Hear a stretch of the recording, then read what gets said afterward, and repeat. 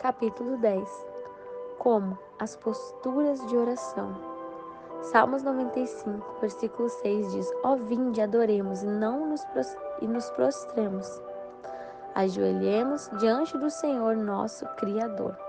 A oração não é dependente de um determinado nível de decibéis, ou de posições corporais, ou níveis espirituais. O Senhor deixa bem claro que a ênfase não está no exterior, e sim no coração. Mesmo assim, Ele nos criou para sermos um todo, completo e unificado, corpo, alma e espírito. Todos os nossos vários componentes alimentam e afetam todos os outros. Ouvimos falar de golpistas, profissionais que estudam com treinadores para eliminar até mesmo pequenas alterações na sua postura ou na pegada, na esperança de cobrir uma distância maior ou ter maior controle em volta dos campos. Devemos estudar a palavra ainda mais para ver como nossa postura pode intensificar a nossa oração. Curvar-se. Curvar-se, por exemplo, é uma expressão física de honra e lealdade. No segundo dos 10 mandamentos, uma advertência contra servir ou criar outros deuses. O Senhor disse: Não te curvarás diante deles, nem os servirás. Em Êxodo 20. A ação de curvar-se é associada à adoração. Até mesmo o arqueamento de nossas cabeças comunica à nossa mente que estamos nos dirigindo àquele a quem prometemos nossa lealdade completa. Quando o Senhor desceu em uma nuvem em torno de Moisés no Monte Sinai, Moisés se apressou e curvou a cabeça na terra e o adorou. O rei Davi, séculos mais tarde, disse: Mas quanto a mim, eu o adorarei em direção ao teu santo templo. Salmo 5, versículo 7. Curvar-se é uma postura adequada de oração. Muitas outras referências bíblicas falam sobre cair de joelhos em oração. A oração monumental de Salomão na dedicação do templo foi feita quando ele ajoelhou-se diante de toda a Assembleia de Israel, em 2 Crônicas 6. Daniel, mesmo correndo risco de morte, por desafiar a ordem do rei a orar a qualquer outra pessoa que não o próprio rei, 3 vezes por dia se ajoelhava e orava na janela aberta de sua casa, agradecendo a Deus. E um dia ficamos sabendo que todo joelho se dobrará diante de Cristo no céu e na terra e debaixo da terra. Filipenses 2. Mesmo os joelhos daqueles que se recusaram a curvar-se diante dele. Prostrar-se. Às vezes, curvar nossas cabeças ou curvar-nos sobre os nossos joelhos ainda não chega a refletir a devoção que nós pretendíamos.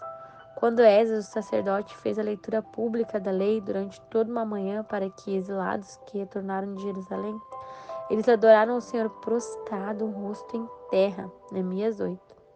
Jesus agonizando no jardim de Getsemane, antes da sua tortura e morte, prostrou-se com o rosto em terra e orou.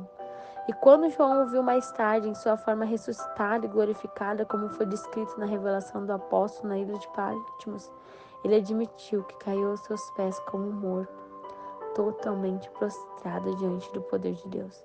No entanto, assim como a oração muitas vezes nos leva para mais perto do chão, em uma prostrada rendição, ela também nos puxa para cima, erguendo-nos na nossa existência terrena. Mãos erguidas. Muitas orações das Escrituras foram feitas com as mãos erguidas. A ideia de juntar as mãos, embora seja significativa, é recente na história, mas a Bíblia realmente fala sobre elevar as mãos. Salmo 141 diz que a minha oração seja colocada diante de ti como incenso e levantar das minhas mãos como um sacrifício da tarde.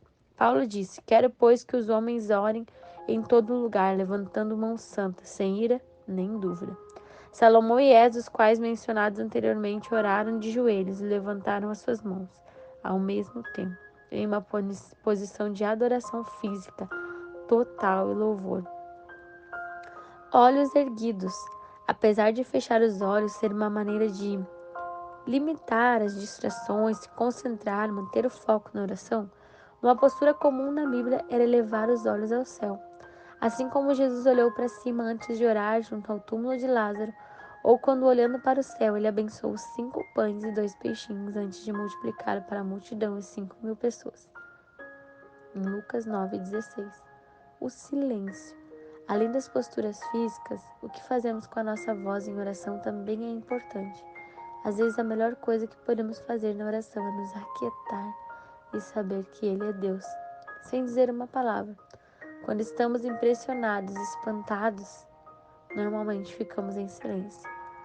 O Salmo 62 diz: verdadeiramente a minha alma espera em Deus, dele vem a minha salvação. O Salmo 4 também fala sobre silenciar-se. Ao deitar-se, reflitam nisso e aquietem-se. Quando a Bíblia descreve Ana em angústia, enquanto orava a Deus para dar-lhe um filho, Ana orava silenciosamente. Seus lábios se mexiam, mas não se ouvia sua voz. Ninguém ouvia sua oração silenciosa, apenas Deus. E ele respondeu-lhe a oração.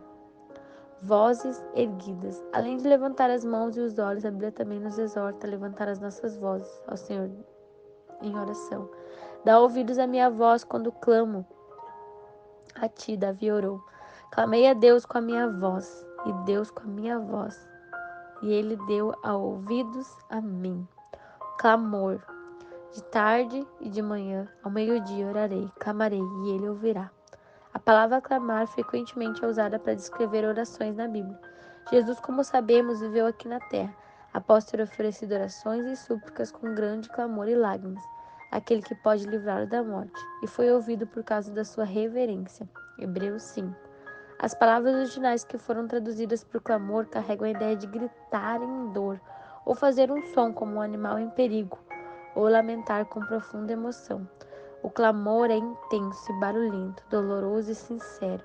Quase metade das vezes em que Apocalipse de João fala sobre as palavras que são ditas no céu, elas são explicitamente identificadas como uma voz alta, 20 vezes em 22 capítulos. Reiterando, a postura não é tudo, não é obrigatória ou especialmente prescrita, mas todos nós podemos identificar a diferença entre as orações que fazemos enquanto deitamos em nossas camas, lutando contra o sono, e as orações que fazemos enquanto deliberadamente ajoelhados, com as mãos erguidas ou em voz alta. O nosso corpo envia sinais para o resto do nosso sistema, lembrando-nos de que estamos verdadeiramente em sua presença, verdadeiramente dependentes de Deus, verdadeiramente o adorando. E se alguma coisa pode nos ajudar a nos manter ancorados e concentrados nele, será que realmente é insignificante? Considere as suas próprias posturas de oração. Veja como elas afetam a natureza e a clareza da sua oração. Se a sua cultura, temperamento ou costume religioso tendem a oferecer um estilo em particular, quer seja silencioso e reservado ou alto e exibido, considere empregar uma ou mais dessas posturas bíblicas. Talvez uma que seja um pouco diferente do seu método habitual. Peça a Deus que use essa postura como uma forma de ajudá-la a reconhecer alguns aspectos do seu caráter que você ainda não conhece. Peça-lhe que o ajude a desenvolver ainda mais o seu relacionamento com ele e que lhe ajude a reforçar a sua confiança nele. E que você possa definir a sua oração para que não ore apenas de modo geral, mas se concentre no assunto, de forma deliberada e específica. Pequenos ajustes podem sempre produzir alterações substanciais e resultados. Vamos orar? Senhor, usa tudo que é meu, minhas mãos, meus olhos, meus pés, minhas vozes. Use todos esses presentes que me deste, para que eles retornem para ti, como claras expressões da minha adoração, amor, devoção e submissão.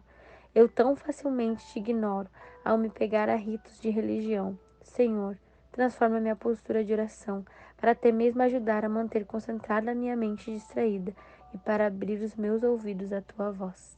Amém.